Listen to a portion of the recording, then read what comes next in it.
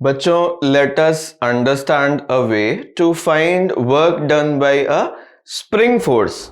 ठीक है, spring force की वजह से वर्क डन निकालने का आपका कभी काम पड़ गया। ठीक है, तो spring, if you remember from Newton's laws chapter, कैसा फोर्स लगाती है? एक वेरिएबल फोर्स लगाती, राइट। अगर मैं स्प्रिंग का फोर्स आपसे पूछूं तो आप बोलोगे सर स्प्रिंग का फोर्स जो होता है ना, वो कुछ तो ऐसा कैसा होता था, -x, मतलब डिस्प्लेसमेंट पर डिपेंड करता था। F of spring is equal to -kx जैसा होता था। कहने का मतलब क्या है, यहाँ पे k क्या होता था, स्प्रिंग कांस्टेंट, और x क्या है, displacement from its mean position या फिर नेचुरल लेंथ। ठीक है, अगर मैं x को वैरी करता रहूं तो स्प्रिंग का जो फोर्स है वो भी वैरी करता रहता है।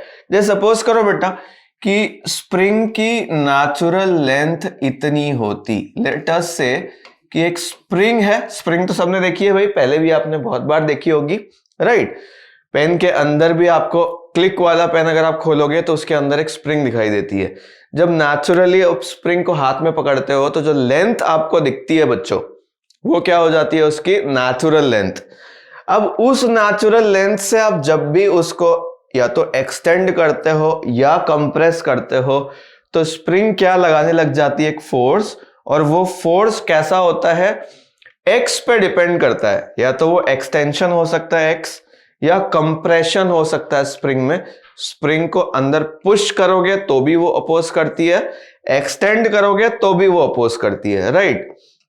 और कितना फोर्स लगाती है, जितना आप उसको एक्सटेंड या कंप्रेस करते हो, है ना। It is a variable type of force. तो सपोज करो कि इनिशियली नेचुरल लेंथ पे थे हम, फोर्स लगाकर ब्लॉक को यहां ले गए। इतनी दूर ले जाने पर फोर्स अलग होगा, यहां पे ब्लॉक होगा तो फोर्स अलग होगा, यहां पे फोर्स देखोगे तो अलग होगा। मतलब जैसे जैसे आप स्प्रिंग को एक्सटेंड करते हो, स्प्रिंग के अंदर जो फोर्स अप्लाई होता है, रिस्टोरिंग फोर्स, वो चेंज होता रहता है, राइट। तो उस केस में वर्क डन निकालने का क्या तरीका होगा, बहुत ही सिंपल है। Let us see how it is done. देखो, we understand that general formula for variable force is W is equal to F dot dx या Fx dx। Fx यहां पे क्या हो गया भाई, फोर्स हो गया, जो भी x पे डिपेंडेंट फोर्स है, वेरिएबल फोर्स है। और dx क्या हो गया, स्मॉल डिस्प्लेसमेंट, और उसको इंटीग्रेट करना पड़ता है whenever you see a variable force. ठीक है, तो स्प्रिंग का force I just showed you कि वो वेरिएबल क्यों होता है, आपको पता भी है। तो लेट अस से कि अब हमारी बॉडी किसी x इनिशियल पोजीशन से किसी x फाइनल पोजीशन पे जाते हैं। ठीक है, xi और xf क्या है, इनिशियल एंड फाइनल पोजीशन है। ओके, तो हमें कितना वर्क डन स्प्रिंग की वजह से मिलेगा वो हम देखते हैं। Okay, let's see a diagram. Block अभी यहां पे था और फिर उसको वहां तक ले गए हैं एक्सटेंड करके। स्प्रिंग ने कितना फोर्स लगाया होगा, Fx की जगह मैं -kx अगर सब्स्टिट्यूट करता हूं तो देखो ये स्टेटमेंट मिलती है हमें। Fx की जगह मैंने -kx रखा, डिस्प्लेसमेंट अभी भी dx आ गई, और इनिशियल पोजीशन xi है, फाइनल पोजीशन xf है। ठीक, इसको इंटीग्रेट किया। k एक कांस्टेंट है जिसको स्प्रिंग कांस्टेंट बोलते हैं, और x dx का इंटीग्रेशन क्या हो जाएगा, x स्क्वायर बाई 2। अब मुझे क्या करना होगा, इनिशियल पोजीशन से फाइनल पोजीशन तक इंटीग्रेशन को कंप्लीट करना है। ठीक है, यहां क्या आया होगा, 1/2 तो भैया अलग निकाल लिया, k भी अलग निकाल लिया। x स्क्वायर की जगह what we get, x final square minus x initial square. अब ये माइनस अगर मल्टीप्लाई करते हैं बेटा, देखो इसको पहले एक स्टेप में और आगे बढ़ाता हूं, -k/2, ये तो ठीक है, x का फाइनल वैल्यू का स्क्वायर माइनस x का इनिशियल वैल्यू का स्क्वायर। ओके, अब when you multiply this minus sign inside the bracket, what will you get, half k x initial square minus x final square, and this is the work done by the spring. आपको क्या करना होगा, half k और फिर initial square minus final square अगर आप करते हो तो आपको स्प्रिंग की वजह से किया हुआ वर्क डन तुरंत मिल जाता है, राइट। तो एक छोटा सा एग्जांपल अगर मैं बोलूं कि सपोज करिए कि ब्लॉक इज एट ओरिजिन, ठीक है, जो इनिशियल पोजीशन है वो कहां पे है, x i is equal to 0 ही है, मतलब उसकी नेचुरल लेंथ पे ही हमने ओरिजिन मान लिया और उसको फाइनली एक्स तक ले जाते हैं। तो क्या सिचुएशन आएगी बच्चे, एक्स इनिशियल को मैं क्या बोल देता हूं, एक्स इज इक्वल टू 0 और फाइनली उसको कहां तक ले गए, x is equal to x तक, ठीक है। अब क्या होगा, एक्स इनिशियल हमारे लिए क्या है बच्चे, 0 और फाइनल पोजीशन क्या है, एक्स है।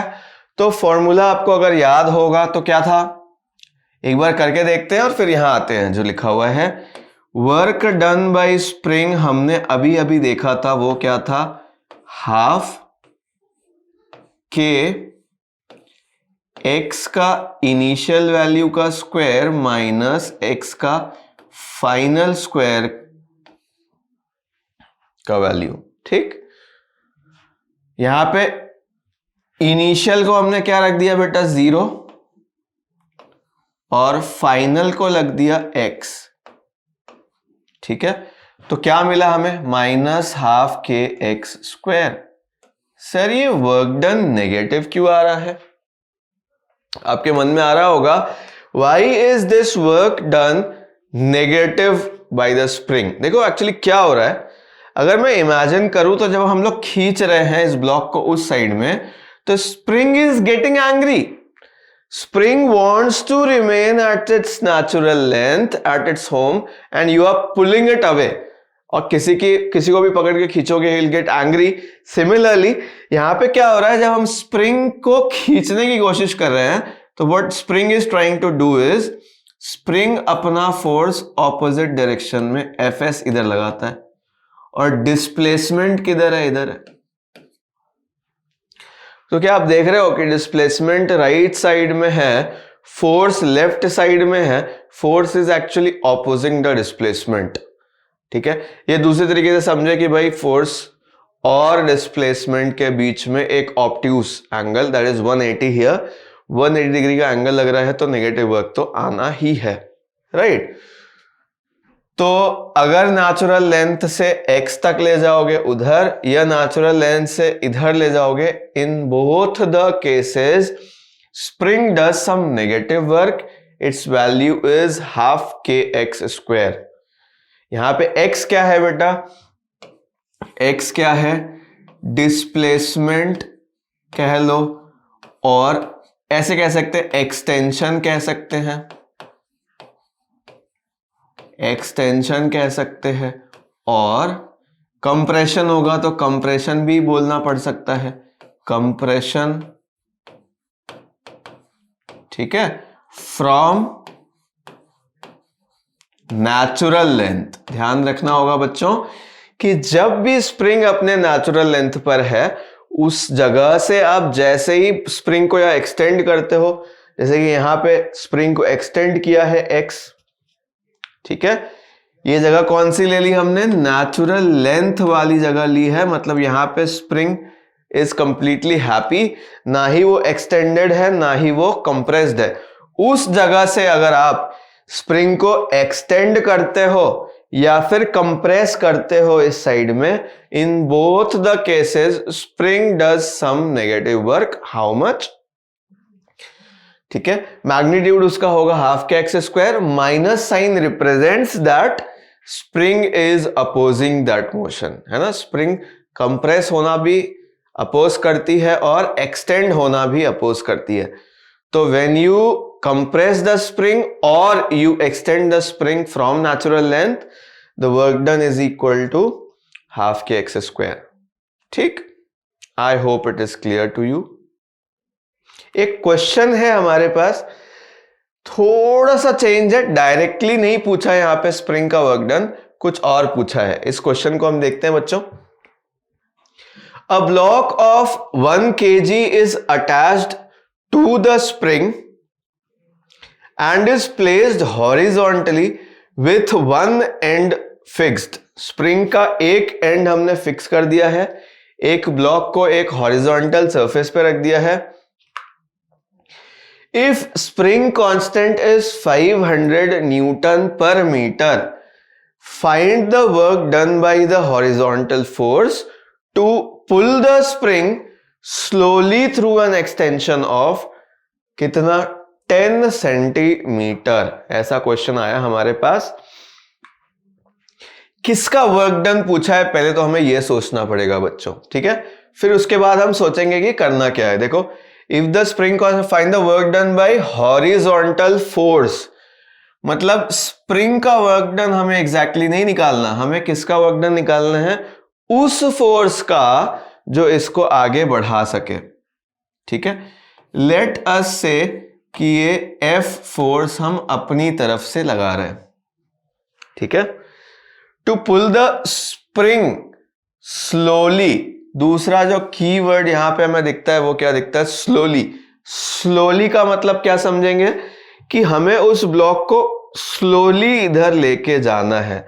तो अगर स्प्रिंग माइनस kx फोर्स लगाती है तो मुझे एग्जैक्टली कितना लगाना होगा, kx उस साइड में।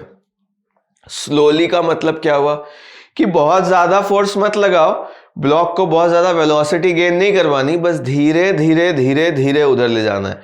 तो स्प्रिंग जितना ऑपोजिंग फोर्स माइनस kx इधर लगाया तो हमें एग्जैक्टली उतना ही फोर्स राइट साइड में लगाना है। देखो, स्प्रिंग का फोर्स इधर की तरफ क्या होता है भाई, वैल्यू क्या लिखते हैं हम, kx ही है, माइनस साइन क्या रिप्रेजेंट करता है कि इधर लग रहा होगा। तो हमें उधर मैग्नीट्यूड में कितना फोर्स लगाना है, F, जो इस kx को जस्ट बैलेंस कर ले, राइट। तो एक्सटर्नल फोर्स की वजह से कितना रिक्वायर्ड होगा वो देखते हैं। फोर्स रिक्वायर्ड, ठीक है, वो कितना हो जाएगा बच्चों, F। देखो, फोर्स रिक्वायर्ड कितना हो जाएगा, F is equal to kx। ऐसा क्यों बोला भाई मैंने, फिर से रिपीट करता हूं।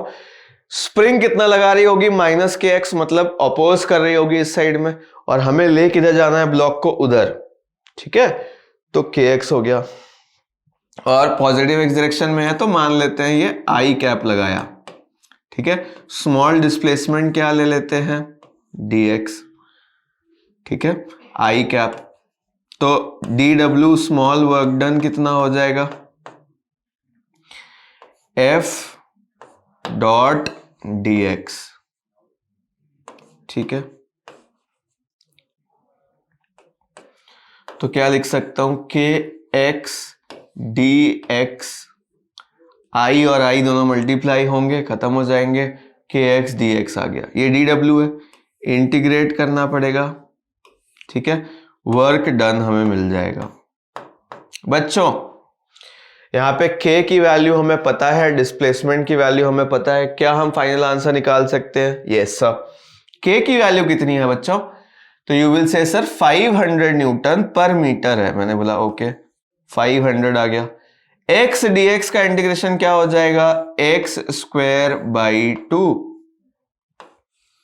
ठीक है। अब बात आई कि इनिशियल और फाइनल वैल्यू कितनी है। तो इनिशियली हम मान लेते हैं कि स्प्रिंग कहां पे थी, नेचुरल लेंथ पे थी, तो x इज इक्वल टू 0 हमारे लिए क्या हो गई, इनिशियल पोजीशन। और फाइनल पोजीशन क्या ले लेते हैं, 10 सेंटीमीटर है। 10 सेंटीमीटर मतलब final position x is equal to, अगर मैं मीटर में लिखूं तो 10/100 यानी कि 0.1 मीटर, ठीक है बच्चों। तो ये क्या हो जाएगा, देखो 500 हो गया बाई 2, ओके।